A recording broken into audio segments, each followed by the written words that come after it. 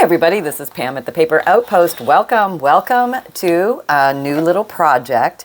Okay, so last year and the year before, I believe, maybe even the year before that, I spent a lot of the new year in the beginning reorganizing my craft room, showing you how I cleaned out my drawers and all that kind of stuff. So I thought I'd do something different this year. This year I'm going to show you how to mass make things for junk journals to come. So if you want to do that, or if you find that interesting, this might be a fun little series to do. So I'm going to show you some ways that you can use fabric, making some simple pockets in a mass making project.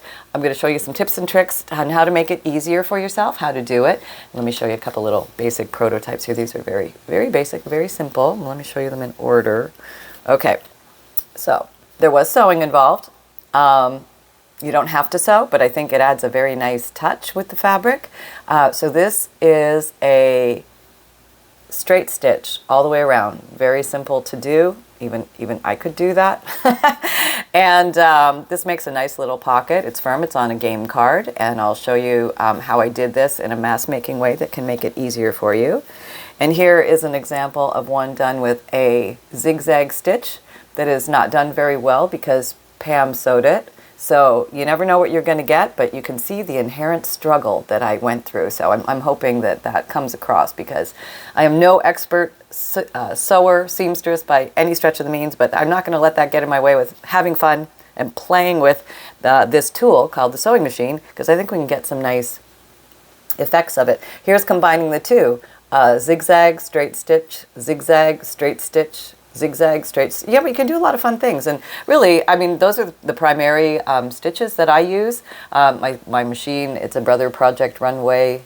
It has, let me see, 99 different stitches. I don't use 99 different stitches. I have played with the other ones, but I tend to gravitate back to straight stitch and zigzag 99% of the time. So there you go. Let's back up a little bit.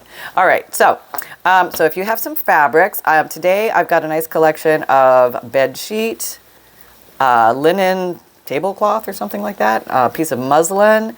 And yes, I know all the seamstresses in the world they're curling their toes going, look how she keeps her fabric. It's all wrinkled. It's all a mess. I know. I do my best. I fold it, I put it in pretty piles, and then I go rummage, and I'm like a ferret in there tearing apart stuff. So this is sometimes reality. Okay, so I'm just going to put this aside, and I'll show you how I deal with that. All right, so get my game cards. So I just grabbed some Trivial Pursuit game cards. These are easy to get at thrift stores, craft shops, things like that. Not craft shops, but yeah, keep your eye out at garage sales and stuff. You can get these for next to nothing, but they're a really nice thickness for a pocket in a junk journal. So you've got some structure already. The thing that you may or may not like is the decoration or the words, or that might show through if you put a thin fabric on top of it. So you might be able to see through that, right? Okay. Yeah, you can see through that. So if you don't want to see through it, just the easiest way to deal with that, I think, other than painting them, but that would take a long time, is I just grab a piece of printer paper. Let me just arrange this a little better. I'm going to do it this way, Pam. And so what I'm going to do, this is exactly what I did. I am going to line these up here, and I'm just going to use any glue stick will work. Scotch Crate glue stick is my favorite. Oh, turn the light on. So I'm going to use this one, and I'm just going to, actually I'm going to turn it this way so I can line them up. But I'm just going to use the edges of the paper to be my top and side border, and that way I can just put a bunch of these down.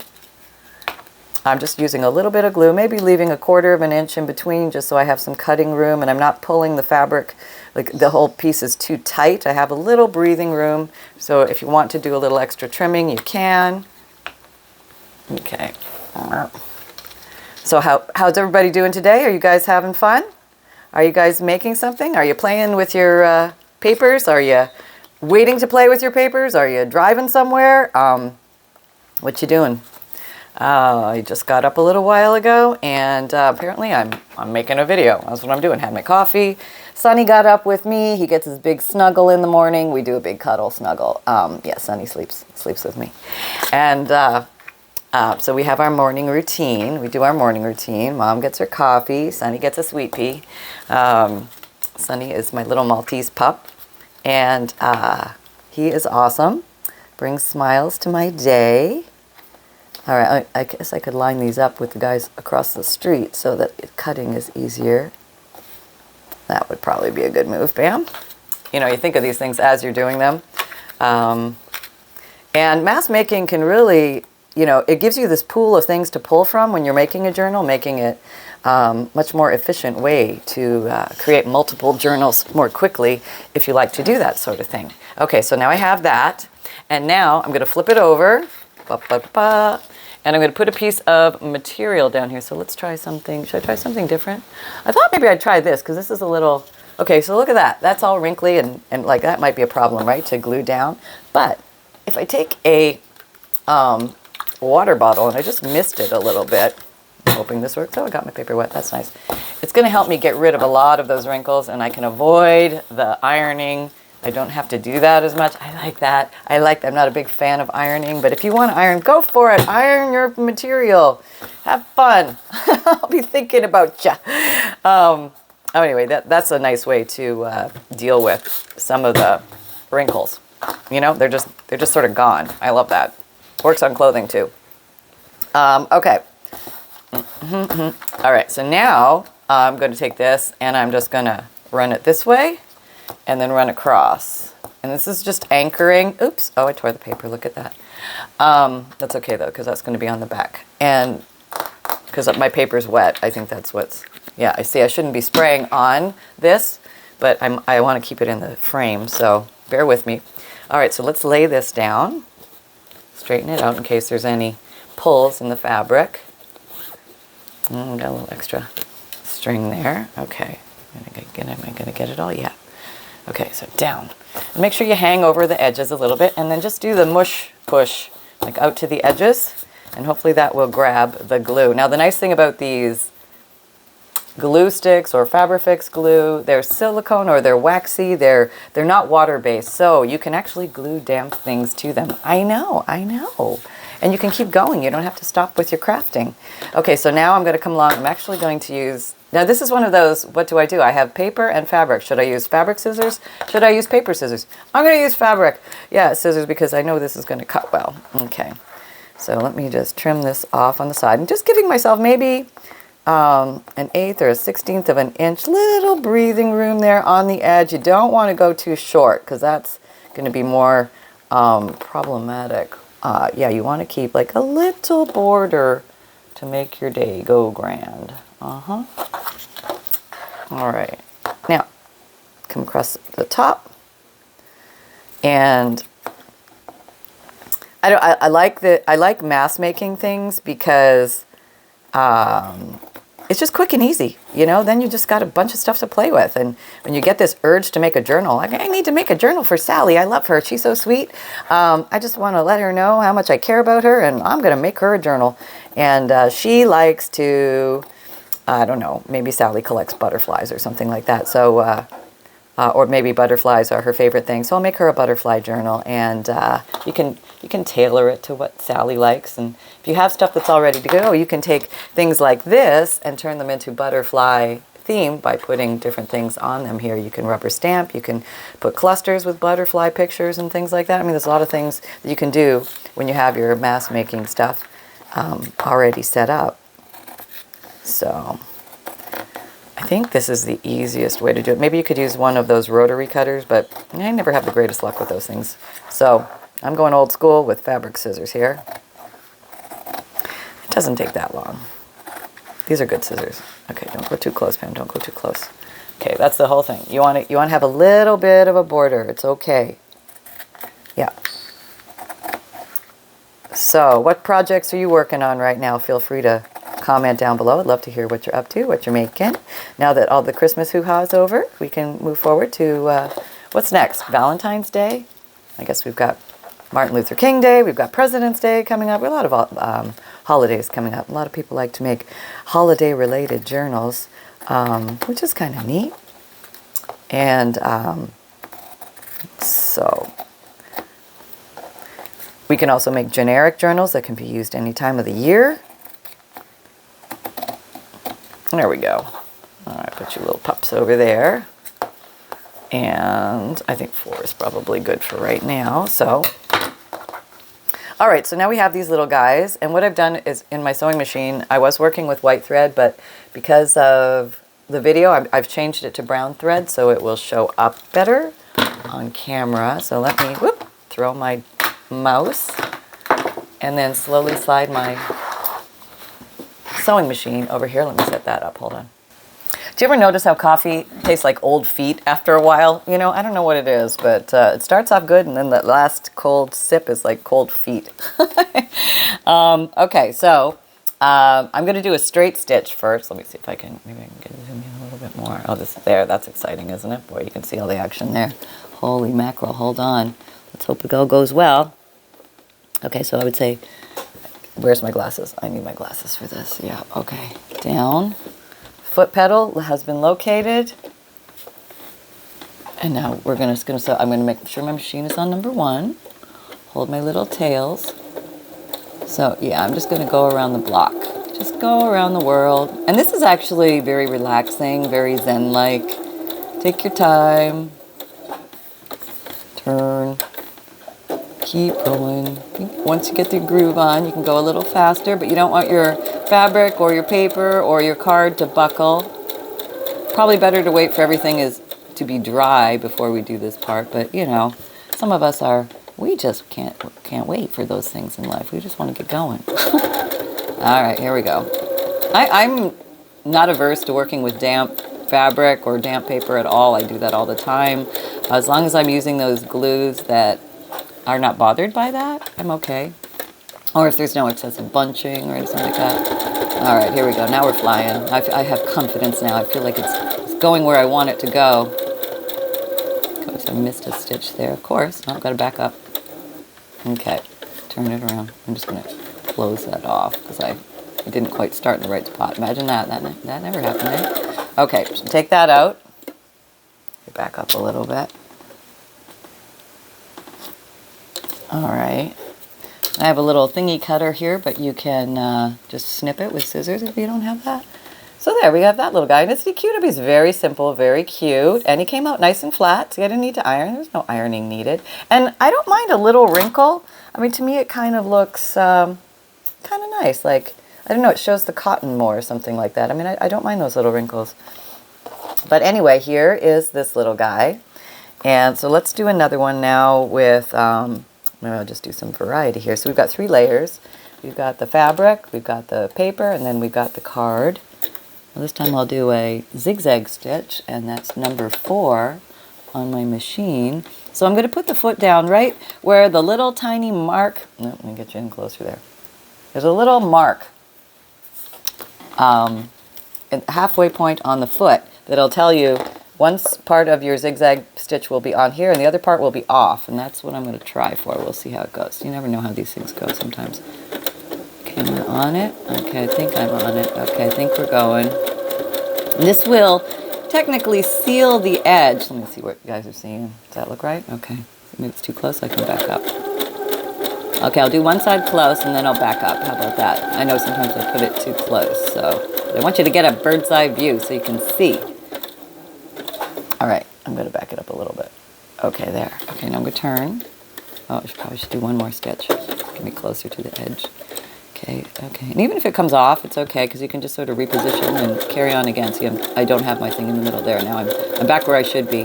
Go back from whence you came, Pam. Stay on the path. Don't venture off the path. Back on the path. Isn't that everything in life? Right. Back on the path. Okay. This is a brown thread, but it looks black, but it's definitely a dark chocolate brown thread. Looks black in the camera. All right, so these don't take long to put together. They're fun. They're very relaxing. You can just bang out a bunch of these with different styles, different little bits of fabric.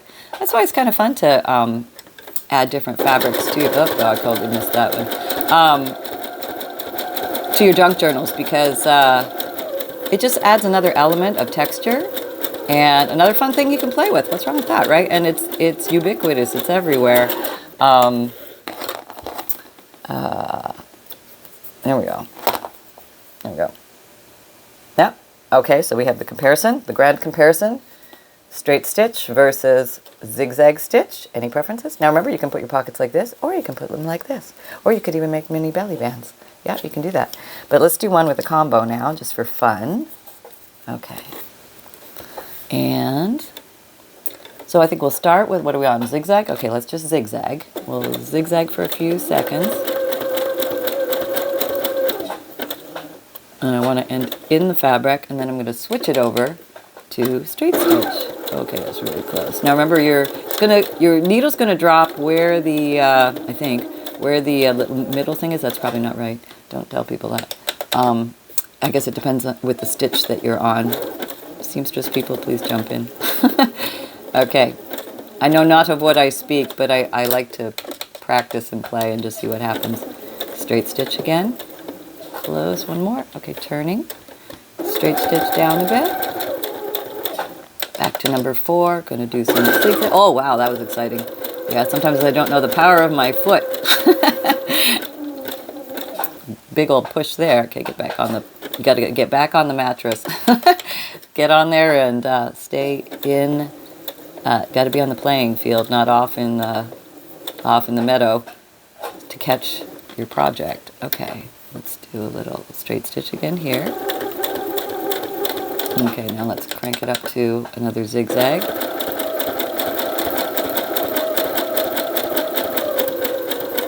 Okay, now we're going to go back down to the straight stitch.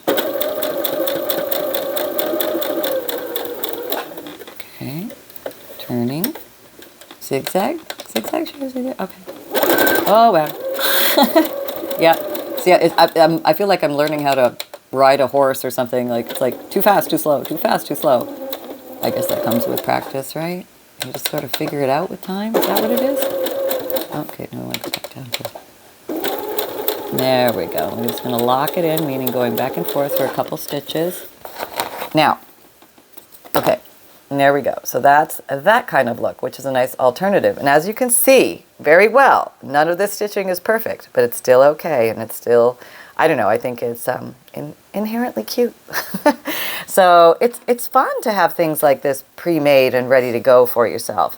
Let's try another sewing technique, and this one is kind of free-flowing. I'm going to do a straight stitch, so that's a number 1, and I'm going to make the stitches a little farther apart. Maybe take it to a 4. Where's my foot pedal? And this time, I'm not going to sew in a straight line. Okay, come on, keep going. I'm just going to sew randomly here and there. And this is like a free flow. Now I know there's a walking foot or something where you can totally go free form. I've tried it, not successful. But I will keep practicing. It's just something I think I have to learn or watch a video on. Okay. All right. And this is kind of a, like this, I feel like I'm in my element because I don't have to follow a straight line. And I can just give it some wave. And if you go off the map, go back on the map. Okay. Okay, and I'm just going to give it a little wave pattern, just a little something, you know, just a little something, just something to you know, catch the eye. Okay, we're still on the map. So a lot of different ways you can use simple stitches and get some various results. So you have things to pick from when you're pulling from your stash. Yeah. Okay, here we go. So what's this one look like? Yeah, there you go. I think that's a pretty look, right? A little bit different. Kind of Little House on the Prairie look going on there. And let's do another one. Now I have, oh, hang on. Okay, I just grabbed some of these because these are pre-cut already. So now let's do a crisscross. Okay, so let's go around with a straight stitch first and just anchor this little puppy down. No, not you, Sunshine, not you. Okay. Close up, and we're rocking, and we're rolling. So you can go faster when you get the groove. Yeah, okay, so I'm just going around the world here. Okay.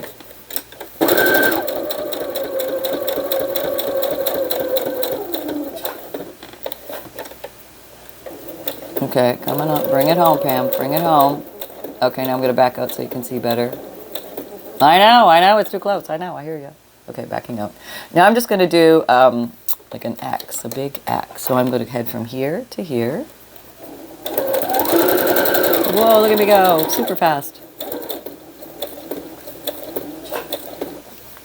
Okay, so now the big thing is, do I take it apart and cut it apart and all that? No, I'm just gonna spin it around and sew this way.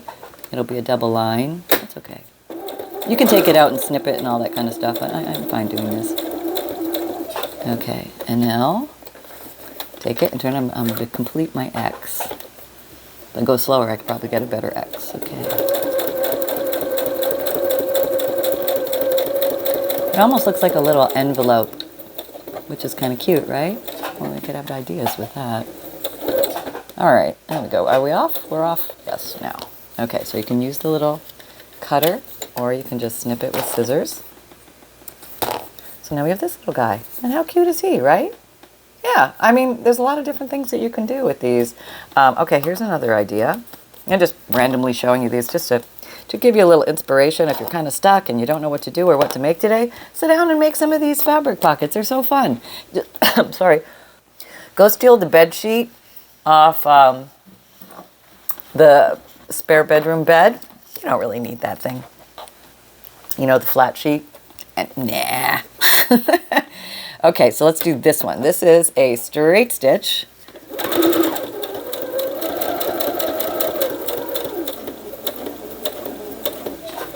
Okay, and now we're just gonna go across here. And then we're gonna go this way. And you can do as many fun things as you want, as long as you're still having fun. And then when your fun fades, you move on to the next one. That's how I gauge it. I'm like, I'm done. I've had all the fun I can with this one piece. So trying different little techniques can add different layers. And then if you use the same pieces from a pile in a journal, they're going to have some variability, which gives you variety.